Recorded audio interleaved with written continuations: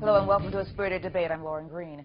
Chilling details are emerging about Saeed Rizwan Farouk and his wife Tashfeen Malik, the Muslim couple who stormed a county social services office in San Bernardino, California, Wednesday, killing 14 at an office gathering. Speculation is mounting that the couple's actions might be terror-related. Here with reaction is Qasim Rashid, national spokesperson for the Ahmadiyya Muslim community USA. Welcome, Qasim. Thank you for having me, Lauren. But first of all, I want to get your reaction to the shootings itself. What's your reaction? Well, the Ahmadiyya Muslim community, as Muslims who believe in the Messiah, Mirza Ghulam Ahmad of Qadian, issued a press statement last night where we expressed our sincere condolences, our heartfelt pain to the families of these victims. This is obviously a horrific atrocity. It's one of 350-some mass shootings in this country this year, and we hope we can find ways to stop this senseless violence. You know, what is your reaction now, though, to the fact that the shooters are a Muslim man and wife? Well, I think we need to put this in perspective.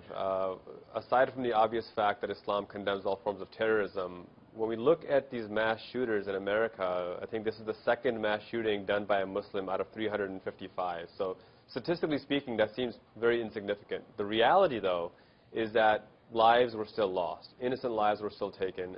And that is, I think, where the focus should be, finding ways to bridge understandings, build bridges of understandings. What we're doing at our mosque in San Bernardino County is holding a prayer vigil, inviting all people to come and join us and find ways to learn from one another about each other and use that education, use that compassion, use those opportunities that serve humanity to overcome the fear and misinformation that we're seeing so much right now. So, you know, we don't know about their motivation, but many of the pundits are pointing to the fact that pointing to Islamic radicalization. If this is behind it, what is it that the Muslim community can do to keep, you know, Muslims from being radicalized? Well, I think, again, you know, we need to recognize that there's no one single Muslim community. There are various Muslim organizations, and no one Muslim represents the entire Muslim world. The Ahmadiyya Muslim community is launching a new initiative called the True Islam Campaign. This is a campaign directed at Muslims and non-Muslims in America for us to come together, join together on fundamental principles that we shouldn't have any conflict on. For example, the True Islam teaches freedom of speech. True Islam teaches equality of women.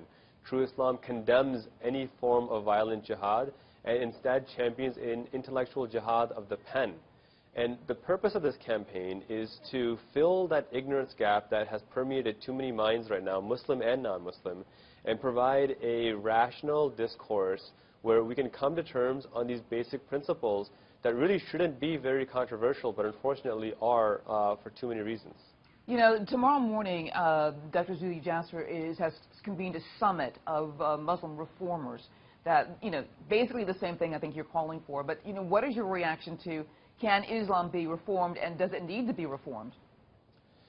Muslims need reform, Islam doesn't. And the evidence for that is, again, I point to my community, the Ahmadiyya Muslim community, as a worldwide Islamic organization. We've been around for 130 years in 207 nations with tens of millions of members, all united under His Holiness, the true Khalifa, Mirza Masroor Ahmad. And I've been on your show before, Lauren. You've been very gracious with your interviews. We've talked about how His Holiness, the true Khalifa of Islam, is the antidote to radicalization.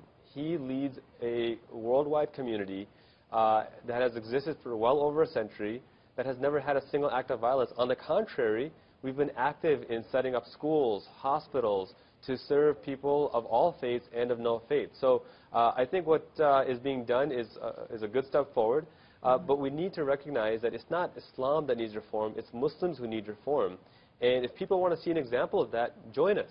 Join the Ahmadiyya Muslim community and see how we not only combat radicalization, but proactively find ways to build bridges, to promote peace, to promote education, and to promote equality by following the true Islam that Prophet Muhammad established in the Holy Quran 1,400 years ago. All right. I want to thank you so much, Qasim Rashid. Thank you so much for joining us. Thank you, Lauren. And you want to check out foxnews.com for more on this developing story. I'm Lauren Green, and thanks for watching.